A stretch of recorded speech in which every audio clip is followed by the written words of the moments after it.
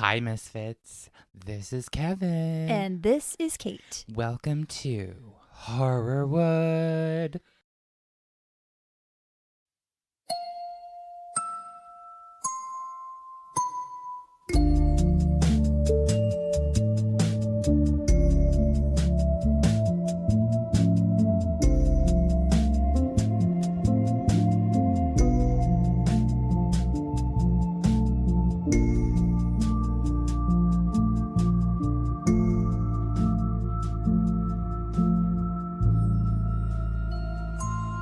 Haunted Theater Edition. Ba, ba, ba, ba, ba, ba. I think they get it. Yep. So it's Haunted Theater time, y'all. Which is good. I'm excited for this because the world is a horrible, Shit show. scary place. So this, I feel, is going to be like a lighter, fun. Oh, it's going to be fun. I'm It's going to be a excited. lot of fun. We're going to talk about ghosts. We're going to talk about theater history. Love it. We're going to talk about men being men. Ugh. We're going to talk about fires. We're going to talk about someone getting poked in the eye with a cane. Sounds horrible. Two men fighting over wigs. Oh, I like that. This is where Drag Race first started. Love it. Where's RuPaul? Oh, she's in history. Listeners, we want to thank Jessa B., our newest Patronian. Jessa. Welcome to the club, girlfriend. This is your shout out. We love you. Thank you so much. We Thank do you. truly Truly. appreciate it. 100%. Kevin's he's had a few champagnes tonight. Two. So he's in an odd space, but just to prepare you for this episode, everyone. Jessa B. But thank you so much. We love you. We appreciate it. We appreciate all of you. Thank you for listening. Thanks, y'all. I'm taking our spooky adventure across the pond Hey. to tell you about one of the most haunted theaters in Britain. Nay, the world. Oh my. I'm letting Frankie back in because she was baby scratching. girl. Welcome back, Queen. We are talking about the Theatre Royal Drury Lane in London. So when you told me we were doing this, I was trying to rack my brain to figure out if I've been there. Because I know when I studied abroad, like we went to a gajillion theaters because that was what I was studying there. Exactly. But I don't know that I've been there. I thought I had when I came up with this, and I was like, oh yeah, I think I've been there. I have not been there. Okay. I have passed by it many Many times. I know exactly what it looks like, but I have not seen a show there. Okay. And it makes me sad, but that's okay. We're going to talk all about it. I'll feel like I am there when you give me this episode. Yes. So, the Theatre Royal Drury Lane, located in the heart of London's West End, is one of the most iconic and historic theaters in the world. Wow. It is also the most haunted. Oh, ghosts. There's one right there. Go. Its rich history spans over 3 centuries. That is long time. It is old as shit. Wow. And I'll get into it. Okay. It's been lots has happened there. Lots has happened. Lots has happened there. It has also played a pivotal role in the development of English theater as a whole. Great. So, according to an article in Vogue by Haley Maitland from September 14th, 2023, the theater, quote, has produced, and this is a list of things that have happened, just random things that have happened there in shows that have been produced. I found this really fascinating. Has produced the effect of an earthquake by dramatically raising and lowering the stage with Victorian machinery. Oh, these are actual things that shows have done. I thought this was like you were going right into the No, hauntings. not the ghosts. The ghosts are going to come later. We're going to Okay. talk about the history Got first. it, got but it, got this it. is a lot of the cool stuff that's happened there All right. as part of a production. Okay. Earthquake. Ooh. Set 12 thoroughbreds cantering on a travelator to recall the 2,000 guinea stakes. I don't know what that is. Wait, they had actual horses Yeah, just running through rampant. the theater.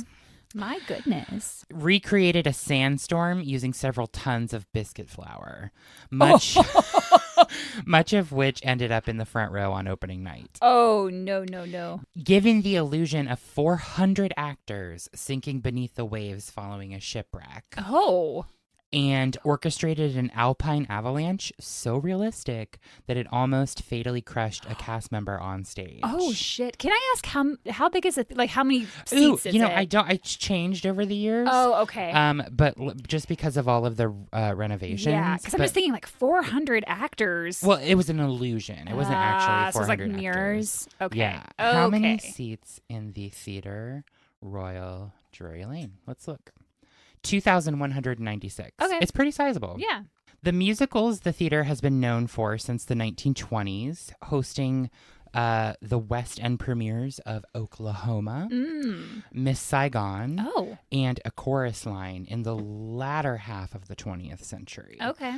It's My Fair Lady, which had the greatest influence on the fashion world. And in general, like in this theater, it was like one of its biggest shows that it ran. Cool.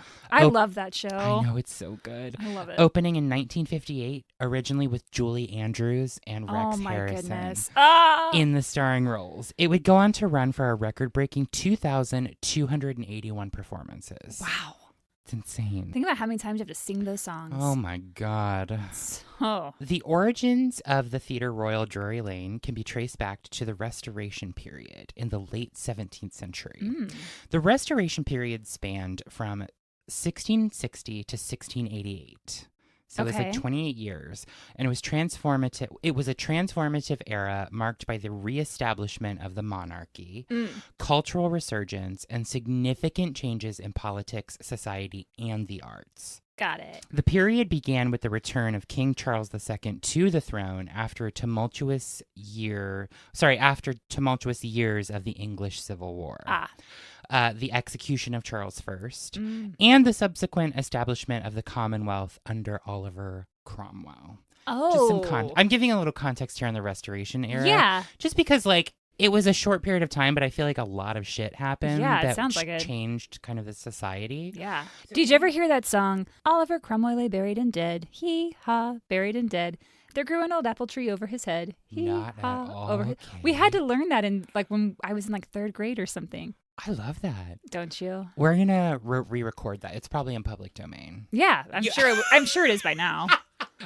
So yes, the Restoration period witnessed a flourishing of the arts and culture. The court of Charles II became a center of patronage for literature, theater, and the visual arts. So we're seeing a resurgence of the arts here in this time.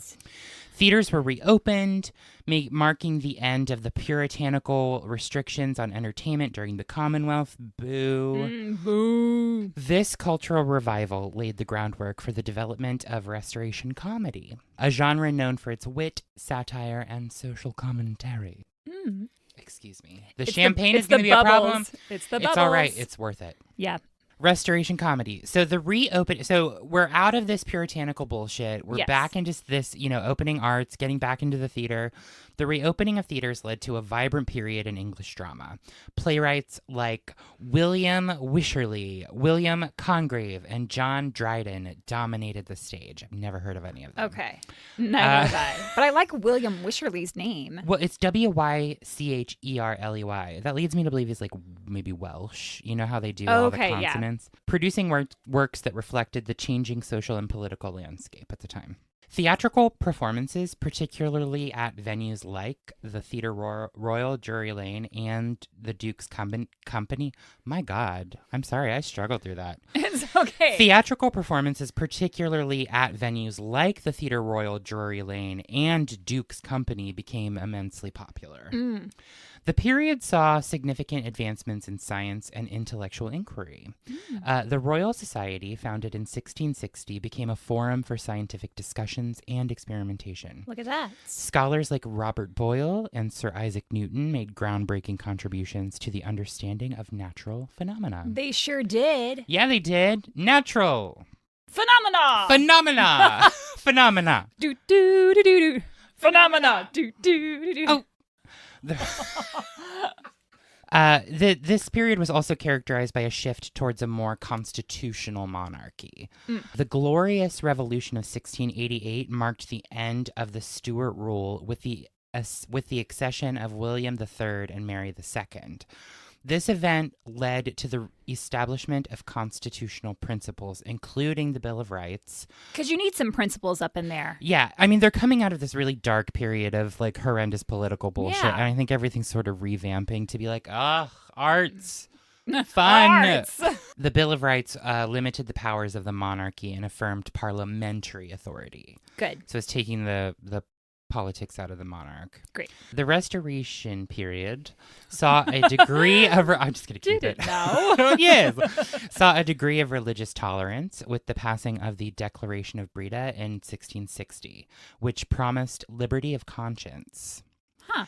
However, tensions between Protestants and Catholics, I almost said decades, centuries old, persisted. And the Test Acts of 1670 imposed restrictions on Catholics holding public office. Oh, right? That's shitty. The period was marred by significant challenges as well, including the Great Plague of 1665 and the Great Fire of London of 1666. Yeah. These events had profound social and economic effects, reshaping the physical and cultural landscape of the city. Sure.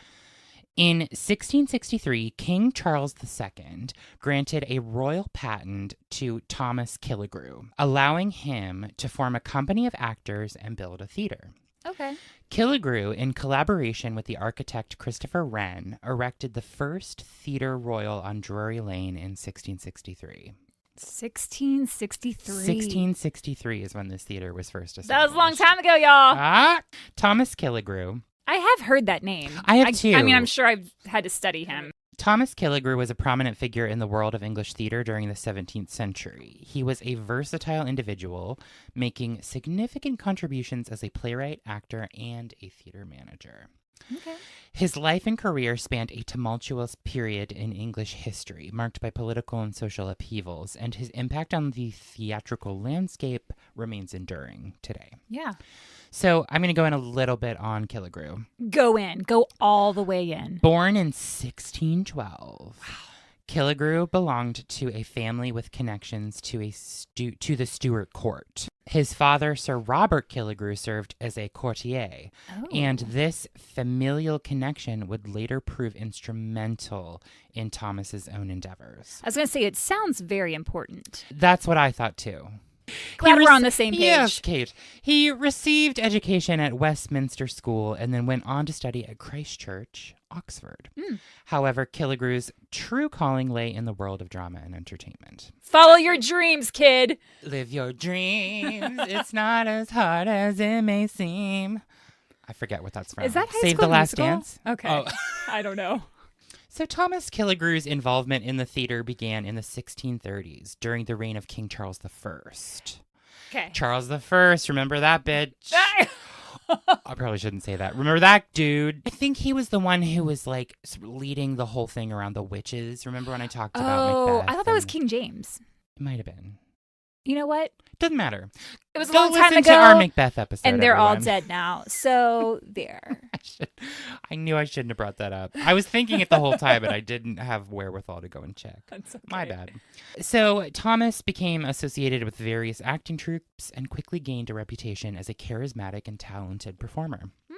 Good for him. His acting career, however, faced interruptions due to the political and social unrest that culminated in the English Civil War. So during the Commonwealth period under Cromwell... Oliver Cromwell lay buried and dead. Hee-haw, buried and dead. Whoa, whoa, he. Kevin does not know the song. But I'm going to add in my... I'm going to have to teach it to you. Thank you.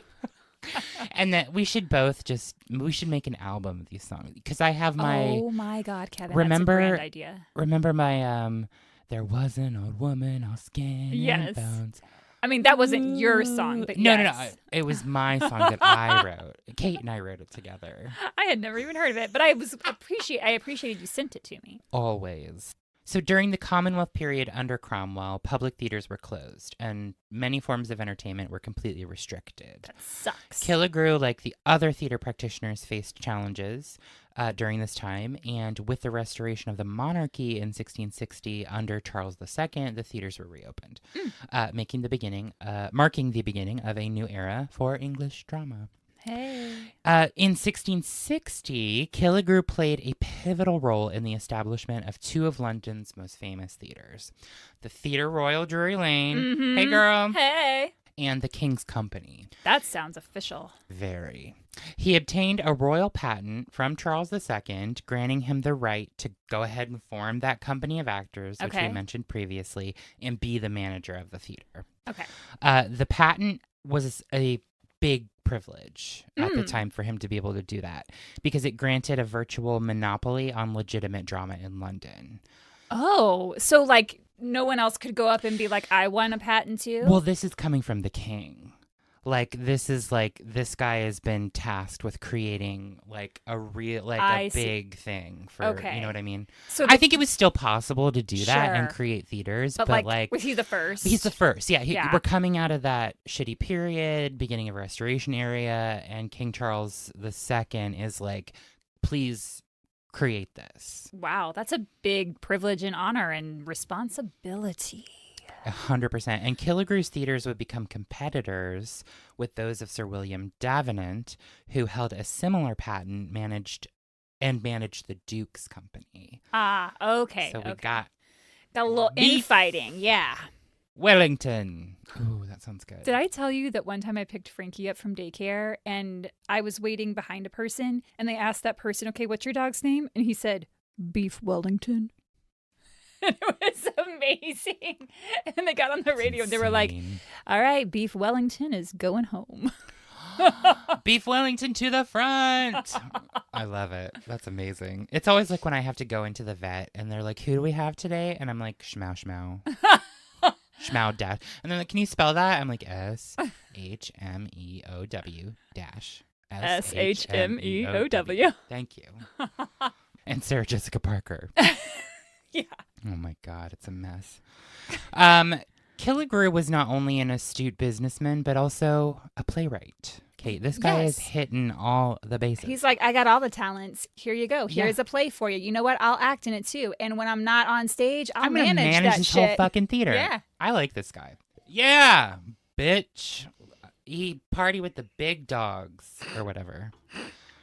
I just need to say that as soon as Kevin said he liked this guy, he turned and burped. I'm like burping into Matt's clothes. Don't tell him. I won't. He's going to hear this. But that bottom rack is my clothes, and I feel like that's where... No, I went like this. Oh, you angled it up? Okay. Towards the heavens. There you go. One of his notable work... so he wrote several plays, often combining elements of comedy and tragedy. Like a dramedy? Dramedy. One of his notable works is the tragicomedy, The Parson's Wedding. I guess that's what it is. I guess it's a tragicomedy, not necessarily a dramedy. Because dramas aren't necessarily tragic. True. Tragicomedy. I like that. Well, you just said it. Tragicomedy. Yeah. So while Killigrew's plays may not have achieved the lasting acclaim of some of his contemporaries, they were well received during his lifetime and contributed to the lively theatrical scene of the Restoration period. Great. Good job, Tommy. Yeah. As a theater manager, Killigrew faced challenges and some controversies, Kate. And listeners. Particularly, I had to do it. I'm sorry. I knew you were going to do it. I saw it in your eyes. I decided. I was like, he just caught himself and he's gonna make up fix for it. Particularly in competition with Davenant's company. Okay, the Duke guy. Yeah. Okay. The theatrical landscape was competitive. There were fierce rivalries and attempts to secure the favor of the royal court. I see. Killigrew's ventures were not without financial difficulties. Sure. But his perseverance and connections allowed him to navigate those complexities. I was going to say, because if the king himself is the one saying start all this and create all this, shouldn't the king give him the money to do it? And the resources? Yeah, and I think he probably hit financial difficulties, but because he was so persuasive, I think he was able to, whatever money he couldn't get, or they couldn't invest, I think he was able to find that get them out of debt, is what it sounds like to me. Yeah. Tommy Kay died in 1683, leaving behind a legacy that underscores the resilience and creativity of the theatrical community during a period of significant social and political change. His contributions as an actor, playwright, and theater manager played a crucial role in shaping the course of English drama during the Restoration era. Good job, Tommy K. Yep. All right. So Theatre Royal Drury Lane is open. Boom. We're here. We're producing. We love it. We're running. We're having a great time. We're making shows. Yeah. We're clapping. We're crying. We're laughing. We're taking a bow. We're going to the bathroom. We're getting drinks. Maybe. I don't know how concessions worked back then. But we are hungry, so we're going to find something. Exactamundo. But not too long after its opening... You really fell apart right there. I did. The theater was destroyed in the 1672 London Fire. Yikes. Also known as the Great Fire of Drury Lane. Oh. Which was a devastating conflagration that swept through the heart of London, leaving destruction in its wake. While not as widely remembered as the more famous Great Fire of London in 1666, this event had a significant impact on the city and its residents. What year was this one? 1672. Okay, so after Mm-hmm. that one. Okay. And the thing, I think I say this later, but the Theatre Royal Drury Lane was established at the time of the 1666 fire, but West End is west of the center of the city. And you don't say. Oh my God, isn't that crazy? Aptly named. So it wasn't touched by that fire. Got it. The fire erupted on the night of January 25th, 1672 at the Theatre Royal on Drury Lane. Oh, sheet. Sheet? Oh, sheet. I was to say, oh, shit. Oh, sheets. Ghosts in sheets. The exact cause of the fire remains uncertain, but it's believed to have started during a performance when a piece of stage equipment or a stray spark ignited the highly flammable materials used in the construction of the theater. Was it made of wood? It was made of wood. Yep. The flames quickly engulfed the wooden structure of the theater, and due to the close proximity of other buildings in the densely populated area, that fire just spread. I feel like I talked about this in some other episode, but maybe it was another fire, another place, another time. Don't know. I feel like everything's just catching fire at this time. Like any little thing is like poof, and it goes up in smoke. Yikes. This isn't the last fire that. Oh, happened, jeez. So. Yeah, it went up and everything just went poof. The dry winter conditions and strong winds exacerbated the situation, turning the fire into an uncontrollable inferno. Oh. Were people killed? Yes, absolutely. Oh, shit. I don't have a number, but yeah. Sure. As the flames leaped from building to building, panic spread among the residents and businesses in the vicinity. Mm-hmm. Everyone's freaking out. Well, yeah. Efforts to contain the fire were hindered by the lack of an organized firefighting infrastructure. Well, that's not good. In the 17th century, firefighting was a rudimentary process. Oh, wow. Often relying on local residents forming bucket brigades to pass water from nearby sources, just passing buckets to throw at fire. Wow. And when the whole city's burning down. It's not going to work. No. Unfortunately, these efforts were insufficient in the face of the rapidly advancing flames. Yeah. The Theatre Royal Drury Lane was soon reduced to ashes, and the flames continued to consume surrounding structures, including homes, shops, and warehouses. Oh, wow. The destruction extended as far as the Strand and Covent Garden, leaving a trail of devastation in its wake. So about what was the radius of that, or what? So if it was going through to Covent Garden and the Strand, that would probably be I'd say 5 to 6 blocks either way. Okay. The fire raged for several days, and by the time it was finally extinguished, a significant portion of the city had been reduced to ruins, which that whole theater... Yeah. I mean, that's the theater area. That's the district. And they're all made of wood. Girls. I don't know why I said girls. I wanted to, say girl, but, plural for the theaters. Not... Oh, it wasn't I see. meant to be, a gendered, girls. Girls, you shouldn't have built those buildings with wood. We built those theaters with wood. The impact of the 1672 London fire was profound. The loss of property, livelihoods, and cultural landmarks was a severe blow to affected communities. And the destruction of the Theatre Royal Drury Lane was particularly poignant, as it was not only a popular entertainment venue, but that theater is also a symbol of a vibrant cultural scene in Restoration London. Yeah. Like, that was one of the first things to come out of that. Yeah. So it was like That's a this huge loss. symbol burnt down, like, pretty quickly. Mm-hmm. So in the aftermath of the fire, efforts were made to rebuild and reconstruct the damaged areas. The rebuilding process led to improvements in urban planning and architecture, with an emphasis on fire-resistant materials such as brick and stone. We're getting smarter, people. We're using better materials. Yes, we are.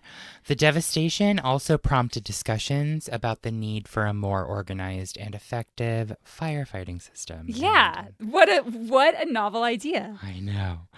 The fire served as a catalyst for improvements in firefighting techniques and urban planning, ultimately contributing to the evolution of London as a more resilient and well-organized metropolis in the following centuries. The theater was swiftly rebuilt, and under the management of Killigrew and his successors, it became, again, a hub for drama, music, and other forms of entertainment. Great.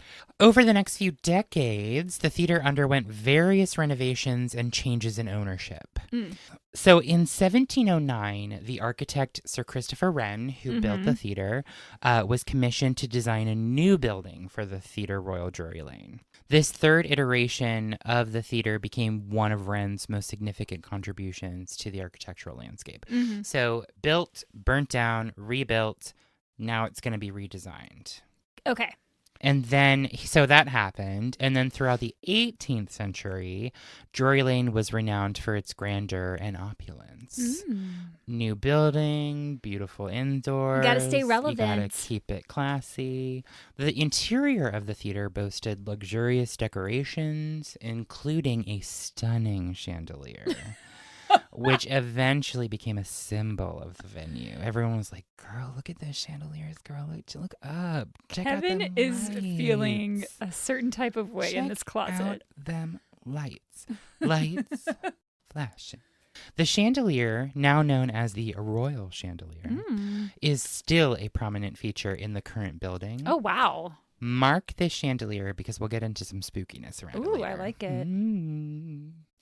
The theater hit some controversy. Tell me all about it. In the early 18th century with an event known as the silencing of Drury Lane. Oh, I don't think I like that. I didn't either. In 1709, a dispute arose between the actors and the theater managers. Okay. Particularly Christopher Rich, who was at the time in charge of Theatre Royal Drury Lane. The actors were dissatisfied with their pay and working conditions, and negotiations failed to resolve the issues. As a result, Rich decided to close the theater and lock out the actors, effectively silencing their performances. Yep. Hence the silencing of Drury Lane. Not the way to go about it. Let them voices be heard. Let them voices be heard. Let freedom ring. I don't know what that is. I think it's a hymn. Is it? I'm not religious. Then why do you know all the hymns in the hymnal? Our God is an He's an awesome awesome God. God. He reigns. All of your acknowledgement hymns is From just from heaven. infomercials. So the closure of Drury Lane led to a period of inactivity for the actors, unfortunately, who found themselves without a venue to perform in. Yeah. The dispute continued for several years. Oh, jeez. And during this time, the actors sought alternative venues, including the Lincoln's Inn Fields Theater. Okay. The conflict eventually culminated in the formation of the rival company known as the New Theater, led by actor-manager Thomas Betterton. I feel like they could have had a better name for that. Your actors, your The performers, New let's Theater. be more They're creative. like, let's call it the New Theater. That's brilliant. We love it. Acting, hum, because it was probably all men. It definitely was. Yeah. The silencing of Drury Lane highlighted the power struggles within the theatrical profession during this period and the challenges faced by actors in negotiating fair terms with theater managers. This event marked a big turning point in the evolution of the London theatrical scene. leading to the emergence of new companies and reshaping of the competitive landscape in the early 18th century. Okay. So it's that thing of like, we're going to break off and do our own thing, and fuck you. Fuck you, yeah. I get it. I support them.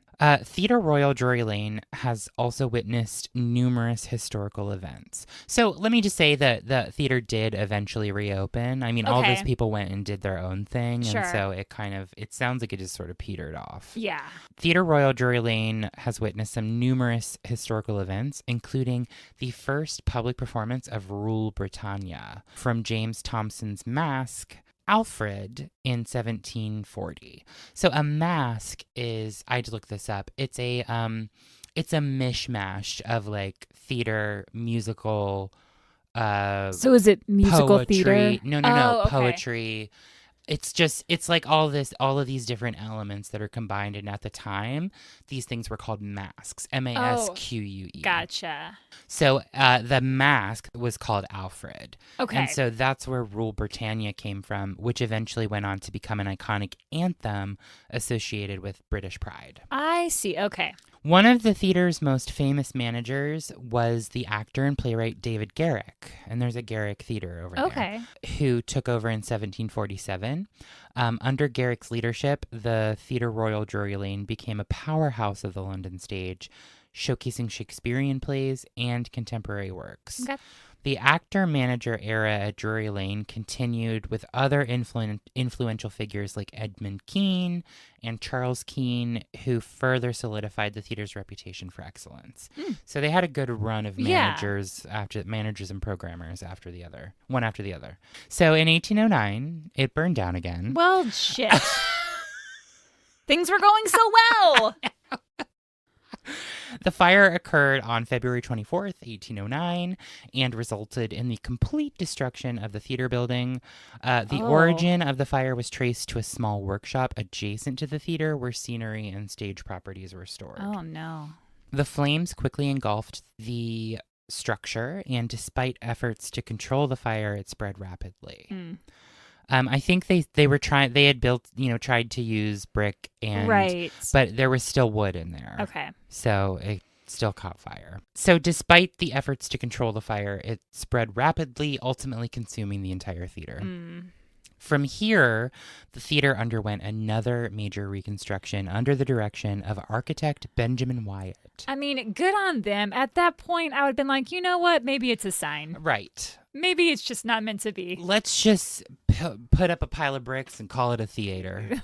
Let's just call it a day. A day. The fourth and current building opened its doors in 1812. All right. No more fires after this that burned the whole damn thing to the ground again. Okay, good. Well, I mean, good for them. They did go that extra time. Finally, Benjamin Wyatt came in and he's like, this has to stop. This is the fucking fourth time we're rebuilding this. Enough. And it's still there. The theater faced protests known as the Old Price Riots in 1809. I've heard of that. So I had briefly heard of it, so I went I went a little bit in on it to tell you. Yeah. So the theater's new management, led by actor and playwright Samuel James Arnold, implemented modifications to the venue and raised ticket prices. Okay. This decision sparked a vehement response from the theater-going public. Sure. They were pissed. Yeah, sure. Yeah. No one wants to pay more money. I don't want to. Who objected to the perceived loss of tradition and affordability because it was affordable at the time. Class wasn't. Everyone could enjoy it. Exactly. Yeah. Exactly. And now it's like becoming for the elite too. Exactly. Yeah. This is where that came from. So people protested. Sure. They took to the streets. The protests, known as the Old Price Riots, gained momentum as audiences disrupted performances. Oh, wow. Engaged in confrontations with management and even vandalized the theater. Oh, see, that's not cool. The riots persisted for several months, with the theater ultimately closing its doors temporarily due to the unrest. The public's resilience in demanding the reinstatement of the old ticket prices and the traditional practices of the theater showcased the powerful connection between audiences and their expectations of accessibility and tradition in London's theatrical landscape during this period. Yeah. So the riots lasted 3 months. Okay. It was said that as many as 20 people died and many Oh more my were God. wounded during these events. Oh my goodness. So Charles Keene, a renowned actor and manager, took over the Theatre Royal Drury Lane in 1838. Okay. During his tenure, he introduced lavish productions and historical accuracy in costumes and sets, enhancing the theater's reputation. Charles Dickens adapted his novel Oliver Twist for the stage, and it premiered at Theatre Royal Drury Lane in 1838. Oh my goodness. I've heard of Charles Dickens. Dickens himself played the role of Fagin in the early performances. Okay. The 20th century brought various challenges to the Theatre Royal Drury Lane, Let's hear them. including closures during both World Wars Sure. and changes in ownership. However, it continued to host significant productions, including the premiere of Noel Coward's Blithe Spirit in 1941. In the latter half of the 20th century, the theater underwent extensive renovations to ensure its preservation. The building was declared a Grade 1 listed structure, recognizing its architectural and historical significance. Okay.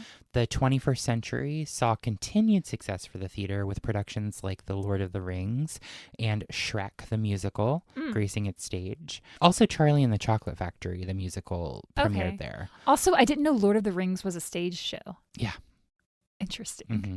Okay. I think it was a musical, actually. Wow. There were a few musicals that I saw over there during my time in London that never made it. Oh, they kind of it started and stopped. Okay. And one of them was Gone with the Wind, the musical. Oh wow. It was 5 hours long. Shit. It got so many bad reviews. Oh but Kate, no. I fucking loved it. You would. I loved it, and I was so mad that there was never a goddamn cast recording. Kevin is feeling some type of way It's tonight. the champagne. It's the French grapes. So, Andrew Lloyd Webber, Who is still who's alive. still alive. He's not dead, Kate. Okay, so Kevin came over tonight and starts talking about Weber, and I was like, but didn't he die? No. And Kevin he told me otherwise. No, he's still alive. Okay. He's around. Sure. So he purchased the Theatre Royal Drury Lane in 1999 with the aim of restoring and revitalizing the venue. Okay. The restoration project was an ambitious undertaking, reflecting Lloyd Webber's commitment to preserving the heritage of London's theatrical landmarks. Great. Today, the Theatre Royal Drury Lane stands as a testament to the enduring legacy of English theatre. It has not only survived the test of time, but has also adapted to the changing landscape of the performing arts. Staying relevant. As one of London's oldest and most prestigious venues, the Theatre Royal Drury Lane remains a cultural treasure, inviting audiences to experience the magic of live performance and the space that has witnessed centuries of theatrical history. Kevin is doing an interpretive dance to his narration, and I'm sad that this is not a visual medium because that was beautiful. Thank you, Kate. You're welcome. So the theater's long and storied past has provided the perfect backdrop of ghostly legends and supernatural lore. I want to hear all of them. While the authenticity of these stories remains a matter of belief and skepticism, the tales of hauntings at the Theatre Royal Drury Lane have become an integral part of its mystique. Dun, dun, dun. Sorry, that's Frankie. That was perfect, though. I was like, mystique, dung. Oh. She hears a dog outside. One of the most famous ghosts associated with the theater is the Man in Grey. I do not enjoy a gray man.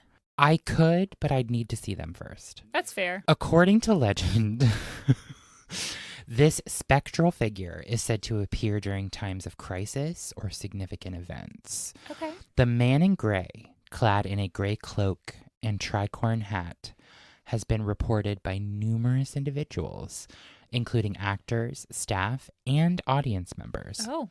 Witnesses report encountering this mysterious figure in various locations within the Theatre Royal Drury Lane. This ghostly apparition has been spotted during rehearsals for Oklahoma, South Pacific, Carousel. So he likes musicals. I see. And The King and I. Uh-huh. The origins of the Man in Grey are steeped in mystery, with several theories attempting to explain his identity. During renovations in the 1840s, a skeleton covered in gray rags was found, walled up in a tiny forgotten room. Wait, like a real human skeleton, yeah. Oh. It appeared that the man had been murdered, stabbed to death with a knife. What the? Were there any reports about who it was? Nobody knew. Oh. And also didn't know how old he was. Because he was found in the 1840s. Jeez. But, I mean, this is just a skeleton. We don't necessarily know that it's the gray man. Sure. But it's, part of suggested that maybe it was him. One popular legend suggests that the ghost is linked to a tragic love story from the 18th century. They usually are. According to this tale, a young woman fell in love with an actor performing at the theater. Mm-hmm. When their love was thwarted, the woman was said to have poisoned her rival, leading to her own death. How'd that backfire? Did she accidentally drink it? Yeah, she tried to poison the rival, and I think she got killed in result of that. Eek. So the man in gray, it said, is the restless spirit of the jilted lover, forever condemned to wander the theater in search of her lost love. This is a very theatrical narration. That should be. Into it. Another theory posits that the man in gray is the ghost of a soldier from the time when the theater was requisitioned. I wrote that word and I was like, what the fuck? Requisitioned as a military barracks during the English Civil War. Okay. The spectral figure is believed to be associated with a tragic event, perhaps an untimely death or an act of betrayal, which has tethered the spirit to the theater for centuries. So they think it's a soldier? Soldier, yeah. I see.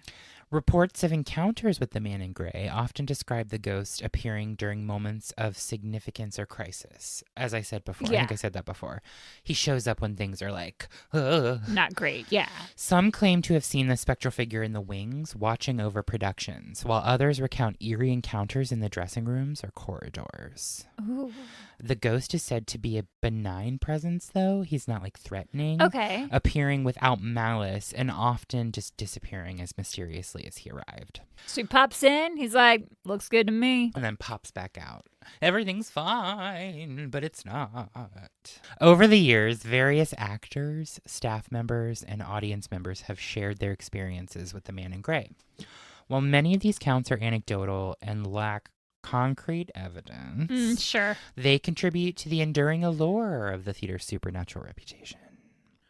Some actors have claimed to receive guidance or reassurance from the ghost during challenging performances. Oh, I like that. Leading to a sense of camaraderie between like this ghost and people who work there. I like it. He's just trying to make people feel good. I think he just wants people to do well. I think he's a theater lover. Yeah. I think he got trapped there. He's encouraging people. He's like, listen, things are tense right now. But you can do it. But you guys got this. Yeah, you can get through this. Do the show and make it good.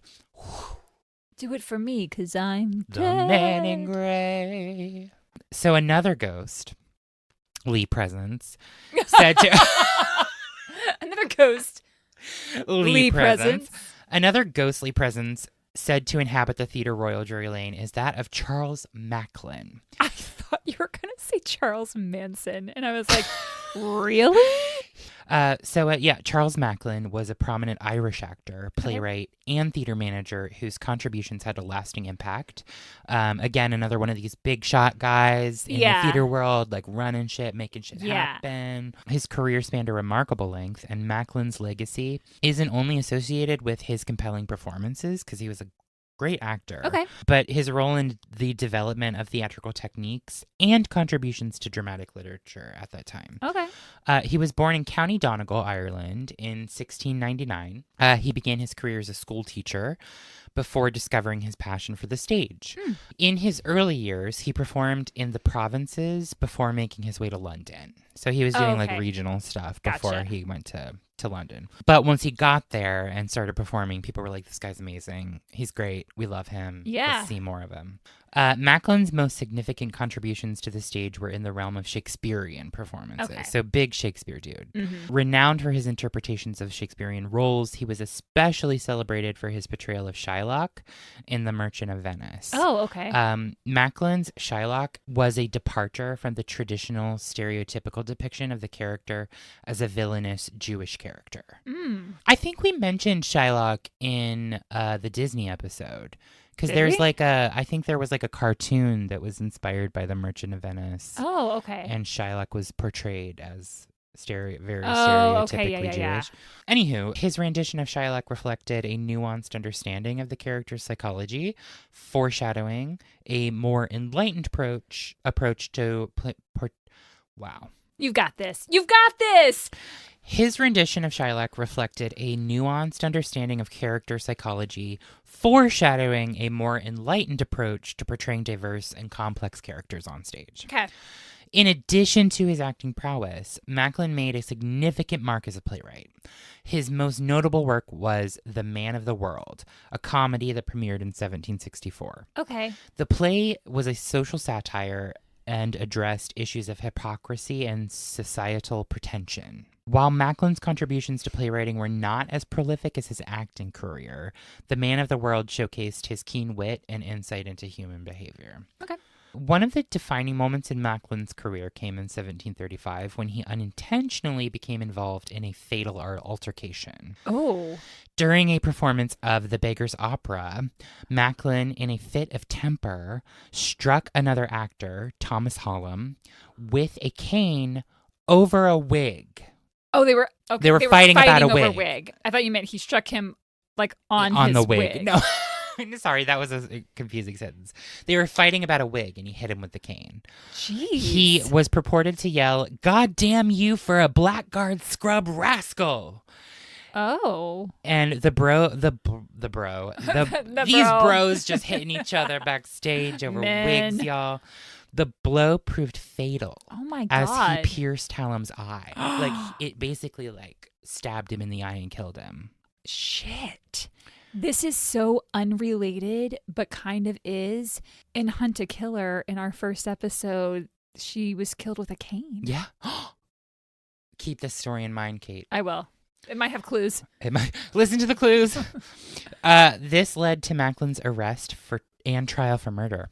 Wow. In an unprecedented move, Macklin successfully argued for a reduced charge of manslaughter based on the heat of the moment and the volatile nature of the theatrical profession. The volatile nature of the theater.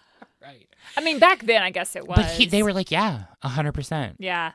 This event, known as the Hallam-Macklin Affray, marked a significant moment in legal history as it established a precedent for considering the circumstances of a crime and the defendant's state of mind. Interesting. Okay. Right? He never really received a full sentence and became known as Wicked Charlie. Oh, that's not the nickname you want. Nope. Sorry, nope. I don't know why I said nope. You're like crazy. two people right now. I know. Jekyll and Hyde. I'm into it. As Macklin continued to thrive on stage, he also ventured into theater management, because why not? Yeah, who doesn't? In 1741, he became the manager of the Theatre Royal Drury Lane. Great. Y'all. A position he held for several years. His tenure as a manager was marked by financial challenges and conflicts with actors. I would be terrified to get into a conflict He's with like him. holding a cane, and you're like, no, it's fine. I'd be like, it's good. I'm good, y'all. We're good, Charlie. What Thanks, do you need? What do see you need? ya. Bye. Have Don't a hit me. great day. But Macklin's determination and business acumen did keep the theater afloat. Okay.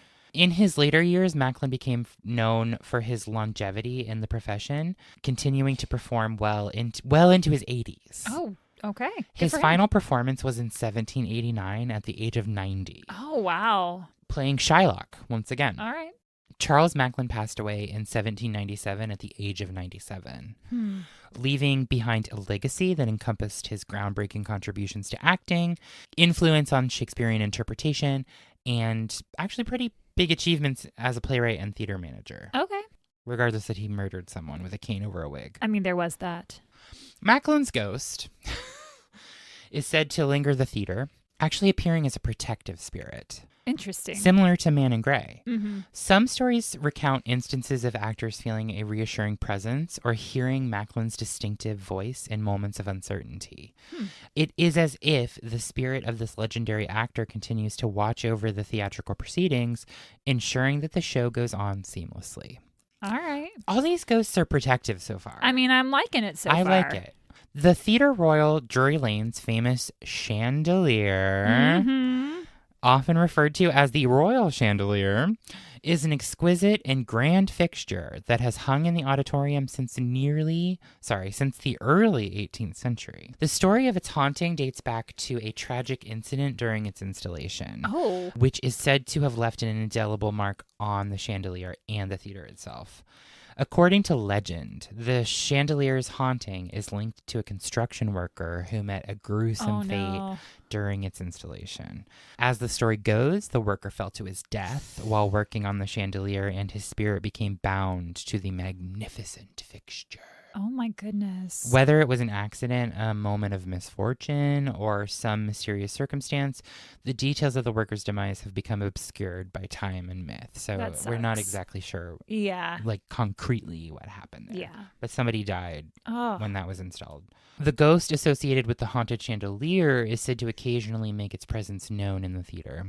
Reports suggest that the chandelier has been known to sway or move unexpectedly.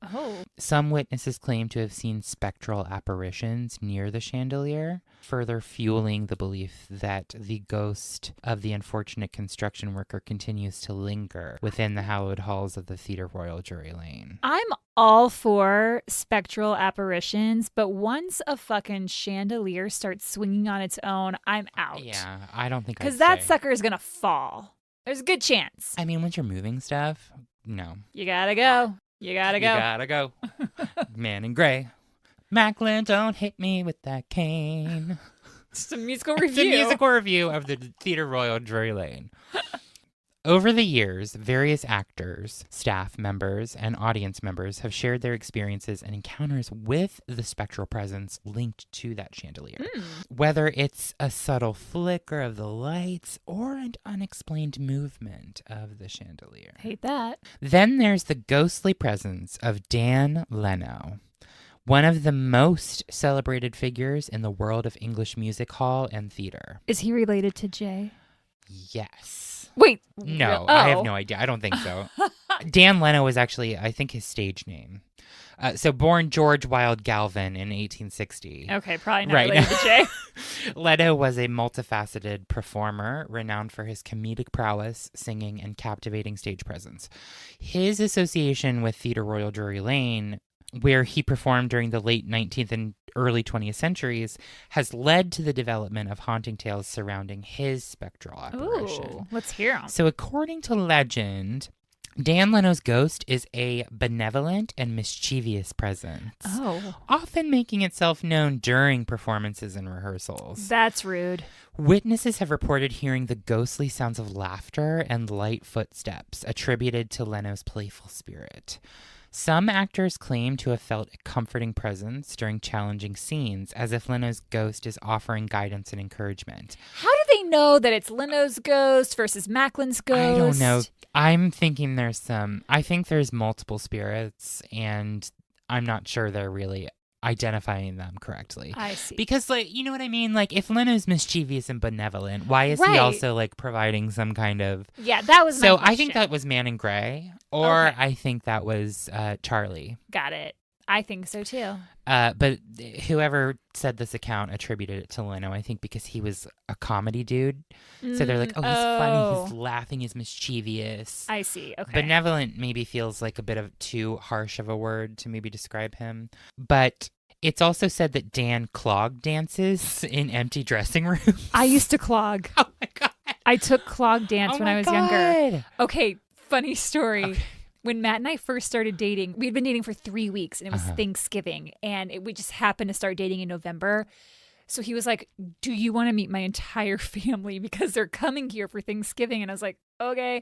So they all had their regular family Thanksgiving thing. Mm-hmm. And then I was just to meet him over at his apartment. They were all going over there for the evening. Yeah. And I get over there, And they're just trying to like get to know me or whatever. Yeah. And I started mentioning that, I had done a lot of dance and blah, blah, blah. And the subject came up that I had taken clogging, and they were like, we're going to need to see that. You had to clog for Matt's family? I clogged for Matt's family on the first time that I met them. And we're still together 10 years later. So I guess it worked. I love that. Can you clog for me later? Sure. Kate's going to teach me how to clog. I don't have my clogging shoes, though, but We're going to buy them. I'll show you the motions. Okay, thank you. I love it. I look forward to that. Great. Damn. Clickety-clack, ba-da-ba-boo. But Dan... Damn. Dan Lena clog dances in empty dressing rooms. I love it. And you can sometimes catch a whiff of lavender, which Leno wore while he was alive. I think I like Leno. I do too. He seems fun. Yeah. The tale of Dan Leno's ghost is intertwined with the vibrant history of the music hall era, which was a period characterized by lively entertainment and comedic performances. Leno's popularity and contributions put him kind of at the top of that genre at the time, so he was super popular. Yeah. But he died in 1904 at the age of 43. Oh, that's young. Yeah, and it led to speculation that his spirit may have remained attached to the stage where he experienced some of his greatest successes. Do we know how he he died? He died of a heart attack. Oh, that's awful. How did Dan Leno die? If you tell me he died while clogging, I will be so upset. Oh, I'm sorry. The cause of death is not known. Oh, okay. So I take that back. It wasn't a heart. I mean, it might have been, but sure, no one knows. So then we have, and this is a scary one to me. The haunting of Joe Grimaldi at Theatre Royal Drury Lane is also a fascinating tale. Joseph Grimaldi, born in 1778, was a renowned clown and pantomime artist. I already hate it. Yep, known for his groundbreaking contributions to the art of clowning. Hate it. His association with Theatre Royal Drury Lane, where he performed during the early 19th century, has given rise to stories of his ghostly presence lingering within the venue. Again, according to legend. Legend has a lot of opinions. Legend is over here. She's like, I've got the tea. Let me tell you some stuff Yeah. about a clown and a comedian. According to legend, Grimaldi's ghost is said to frequent the theater, particularly in areas associated with his performances. Oh. Witnesses have reported sightings of a spectral figure in clown attire. Nope. Bearing a striking resemblance to the legendary entertainer. I would be exiting that theater. Well, just wait. Oh. The ghost of Joe Grimaldi is often described as a playful and mischievous presence. But dressed as a clown? Dressed as a clown, echoing his lighthearted and comedic spirit for which he was known during his performances. He's known to actually give a little swift kick to actors, stage managers, ushers, and other theater staff. So he's dressed as a clown and he's physically assaulting people. Yes. Not my vibe. Some accounts suggest the ghost of Grimaldi is particularly... I don't know why I went into a whisper. That was weird. That was weird. Grimaldi! I look up and I have a clown face. I would run the You fuck scream. out of here. Some accounts suggest that the ghost of Grimaldi is particularly active during pantomime productions because heightened comedy, contributing to the atmosphere with unseen but palpable enthusiasm. Others claim to have heard faint echoes of laughter, reminiscent of Grimaldi's comedic routines resonating through the theater's corridors. Could also be Leno. Yeah. We hear some laughter. We hear, Could be Macklin. Macklin, Gray Man. Gray Man. They're all laughing, having a great Yeah. time, making sure people feel good, having fun. Except for Grimaldi, who's just kicking people. And then there's someone swinging from the chandelier. Oh, no. This sounds like a cool place to go in the afterlife. A club. Grimaldi's life, marked by professional success and personal challenges, came to an end in 1837. His enduring influence on the world of entertainment has made him a pretty big figure in English theater history. Oh. As a clowner. What was his first name? Joseph. That sounds really familiar to me. Here's the crazy thing this is my last little thing I'm going to end with, but when he died, Grimaldi requested that he be buried with his head severed from his body. Why the fuck would anybody want that? So I thought the same thing, but then I read what it was, and it was to make sure that he wouldn't be buried alive because he was terrified of being buried alive. That makes a lot of Doesn't sense. it? Yep. I was like, what the fuck? And then I read that and I was like, oh, yeah. Yeah. I mean, you want to be dead when you're buried. So what way to ensure? I mean, that's why I want to be cremated. Well, for other reasons too, but right. Burn me up. Yep. I like to be warm. Me too. Get cozy. Get cozy in there. Hey, queens. Because you're in there with a bunch of other people suddenly? Yes. So this request was fulfilled. But if you tell me he was alive when they cut his head off. No. But there have been reports of a floating clown head. Stop. Shut up. I don't want to hear another word about a floating clown head. I draw the line at floating clown heads. In the theater wings. Nope. If I looked over and there was a fucking just head with white paint and big lips drawn on it. I don't know what the clowns looked like back then. And it's just floating around. Probably terrifying. Probably. Grimaldi was a very popular figure. Charles Dickens actually wrote a biography on him. Oh, wow. Yeah, after he died. Okay, so while skeptics may dismiss these stories as folklore, believers argue that the long history of Theatre Royal Drury Lane provides fertile ground for paranormal activity. I love it. The building has undergone numerous renovations and changes over the centuries, creating an atmosphere that some believe could harbor residual energy from the past. You know it does. And that, listeners, is the storied past and history of the Theatre Royal Drury Lane and its haunting. I love it. It's fun. It's light. I mean, a bunch of people did die, and that's really sad. A lot of people. But other than that...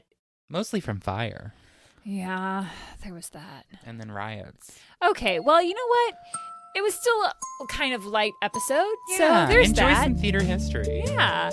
And if you want to comment on it, you can send us your comments on Instagram, Facebook, or YouTube at Horrorwood Podcast. Or shoot us an email at horrorwoodpodcast@gmail.com. Or you can be like Jessa B and hop on over to Patreon at patreon.com/horrorwoodpodcast.